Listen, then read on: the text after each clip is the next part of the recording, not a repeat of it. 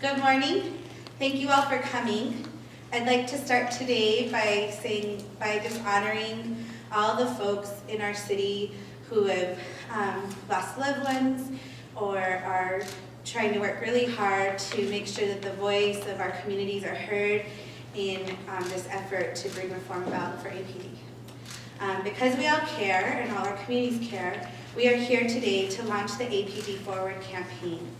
We are a coalition with a broad spectrum of support of leaders from organizations and community leaders that you'll hear from today.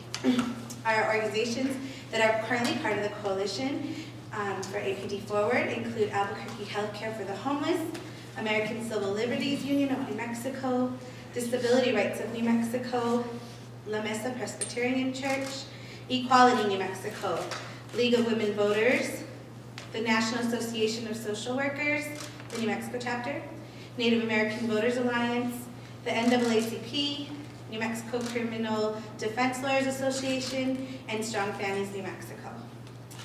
Because we all care, we know that right now there are many people of our city that are justifiably angry about that the political process has failed to bring about long overdue reforms.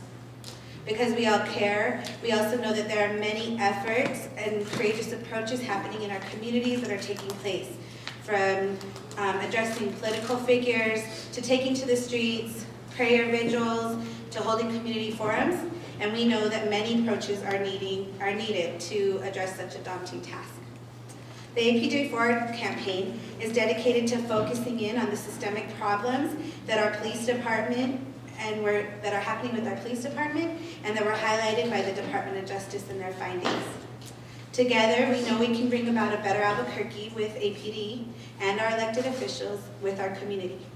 Today, we'll hear from family, faith, advocates for the homeless community, and as well as a legal voice that will talk about how APD Forward plans to address the reform that needs to happen within our city.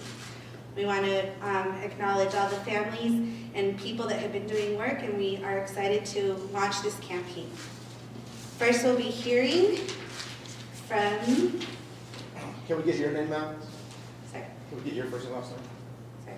First, we'll be hearing from a family member of someone who lost a family member, Steve Torres.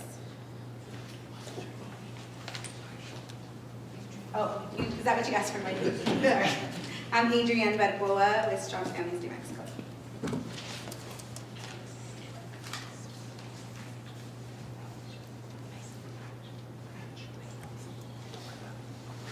Good morning.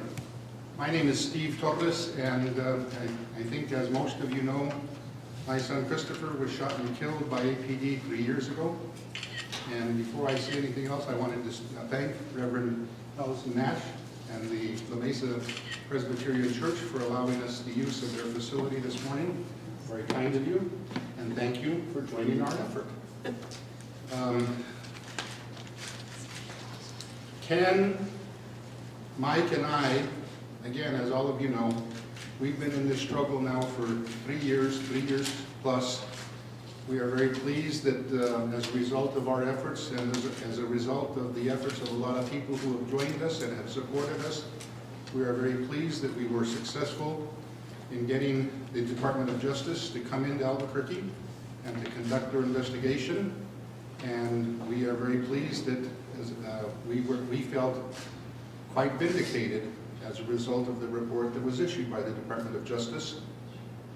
It was nice to know that somebody besides us said, yes, we've looked at this and we agree with the message you've been trying to spread to the community for the last few years. But it's just a start. It's just a start. This problem that we're dealing with is a problem that was years in the making. This situation with APD has been going on for over 30 years. It's very troubling because the more research that we do on the subject, the deeper and the problem gets, and the more history we uncover. And so, as I said, this is a problem that's been developing for many, many years, and we're not naive to think that it's going to be a problem that we can cure in a matter of a few months or a couple of years. This is a problem that's going to take years to fix. And so I'm pleased that all of these organizations have joined together because we are in it for the long haul. I hope we're all in it for the long haul. Absolutely. We're going to be monitoring this consent decree for years to come. We're going to be doing our best to make sure that the reforms that we're hoping to see achieved within our police department are long-standing and are not just a flash in the pan and not just somebody's cosmetic improvements to try and just make it look good for the time being. My son was shot and killed in our backyard. It's a pain that never goes away. And as a result of what happened to us, we've been committed to trying to do whatever we can to try and make sure that no other family should ever have to go through what we've gone through. And so that's why I'm here. That's why my family is going to be supporting this. And thank you all for joining us. And I look forward to working with all of you. Thank you very much.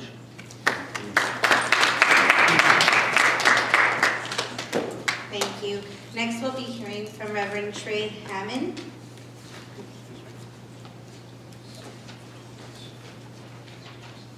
My name is Trey Hammond. I'm the pastor here at La Mesa Presbyterian Church, and our congregation has signed this supporting letter for the APD Forward campaign, and I also serve on the board of Albuquerque Heading Home, so the issues of homelessness are important to me.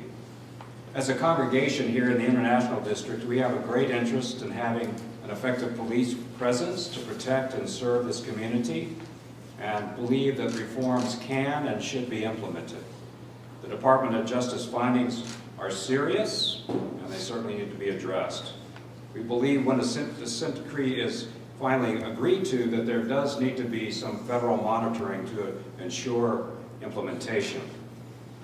This seems to be a part of a strategy that's taken place in other cities that the DOJ has reported findings, and we believe that the APD Forward campaign can ensure accountability and effective procedure for resourcing this effort. Secondly, our congregation has been an advocate for many years around mental health issues and services. We believe that the services for drug addiction and mental health are woefully inadequate in our city, our state, from every level. And they create situations where people end up in encounters with the police when they should really never have happened. But they have no place to go because the intervention, prevention, and treatment programs are not in place. And we must, as a society, as a city, make that happen. It is up to us as citizens to be advocates. Police officers are as well placed into challenging circumstances. We would like to see the police work with mental health providers to find ways to de-escalate such encounters and bring mental health advocates for better outcomes in these kind of occasions. There's a mother in my congregation who has 2 sons who live with serious mental illness. And in the past, she's had to call the police when they were in difficult circumstances. I've found that she's not willing to do that anymore because she's just not sure what the outcome will be. I hate to see that kind of loss of trust. I hope that this and many other efforts can rebuild that. And finally, as a community of faith, we believe that the principalities and powers, like police departments, are created to serve the public good. We encourage people of strong values, religious and democratic, to be actively engaged as citizens. For the faith communities and our faith traditions, compassion and justice are the essentials of life together. And we want to invite all people of faith to be engaged in this. There will be a service tomorrow night at the First Unitarian Church, a service of lament, as people of different faiths come together in solidarity with this effort. So thank you very much.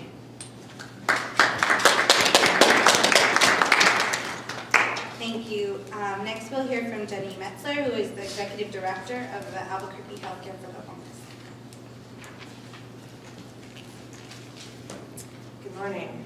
I'm Jenny Metzler. I'm the Executive Director of Albuquerque Healthcare for the Homeless.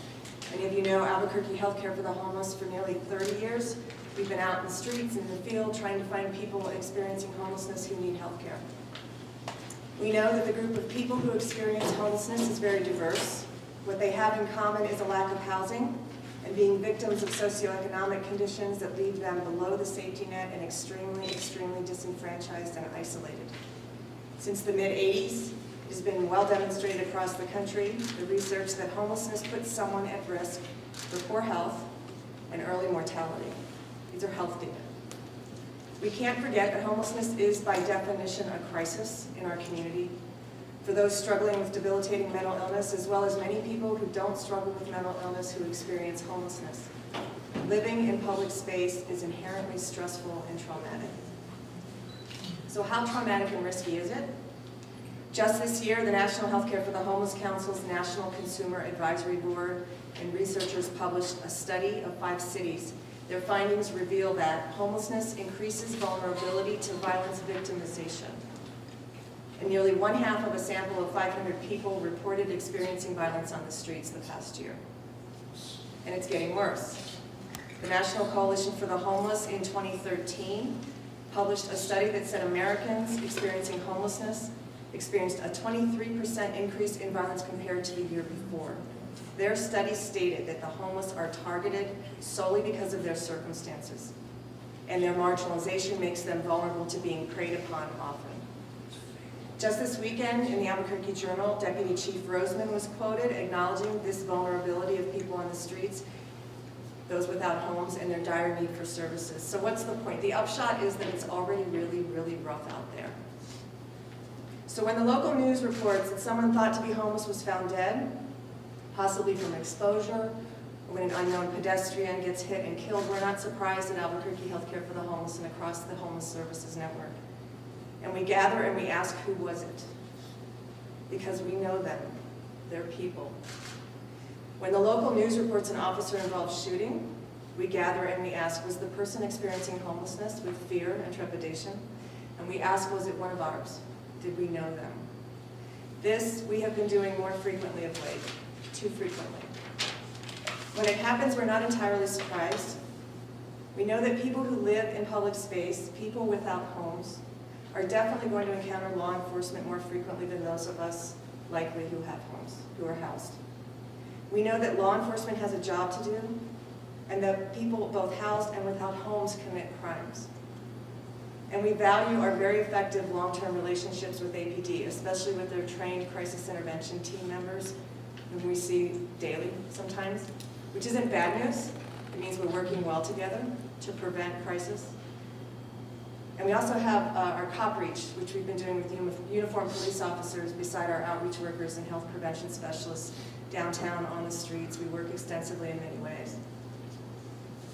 However, survival crimes related to the experience of homelessness, for example, illegal camping because there's nowhere else to go or to spend the evening, should not be punished by death. We're saddened for these individuals whom we know personally by the mere fact that homelessness exists in our community when it needn't. We create it, we can end it.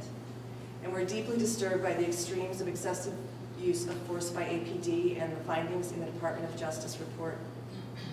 We're very disturbed and saddened by the unnecessary tragedy that results. This is a shared public tragedy.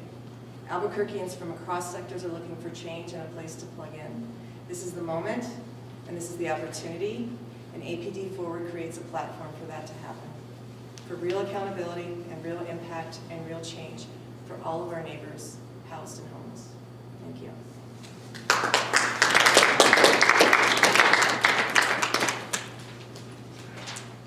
Thank you, and we're up at our last speaker, and I just want to also note that we won't be doing question and answer here. We can do individual interviews with the press with each speaker.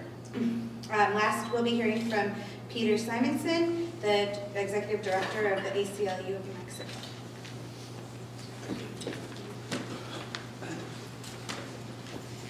Hi everyone, again Peter Simonson, Executive Director for the ACLU New Mexico. 40 years the City of Albuquerque has been dealing with the problem that APD Forward seeks to resolve today. 40 years the City of Albuquerque has seen cycles of officer-involved shootings spike to levels that approach much larger cities than what we have here in Albuquerque. Every effort to rein in this excessive use of force has failed.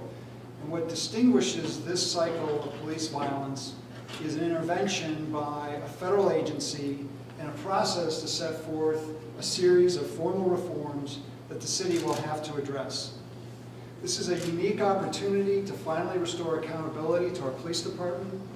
It's an opportunity that the city cannot afford to squander because it won't come around again in our lifetimes. The community needs to make sure that the city of Albuquerque lives up to the terms of its agreement with the Department of Justice, and that is the objective of APD Forward. We need to make sure that that agreement addresses all of the concerns outlined in the DOJ's letter of findings, including better policies and training governing the use of force, improved protocols for engaging with people who are mentally ill, more rigorous systems of supervision and management, stronger civilian oversight, and a deep and true commitment to community policing. APD Forward seeks to ensure that the city fully complies with these and other improvements through 4 key goals that we intend to pursue.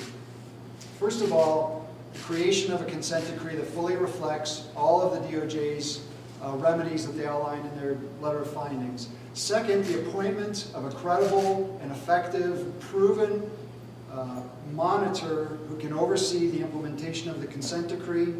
Third, that the city does allocate sufficient funding to comply with all the terms of the agreement.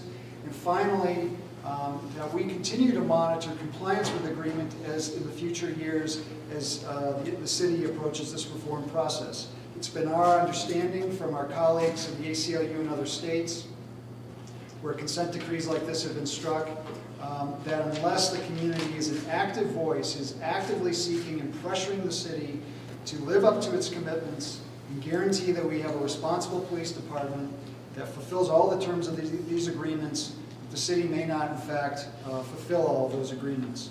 And so it's APD Forward seeks to create that community voice, make sure that the city fully complies, and that sometime in the near future, we can say that Albuquerque, once again, has a highly professional police department that commands the trust and the respect of the community it serves. Thank you.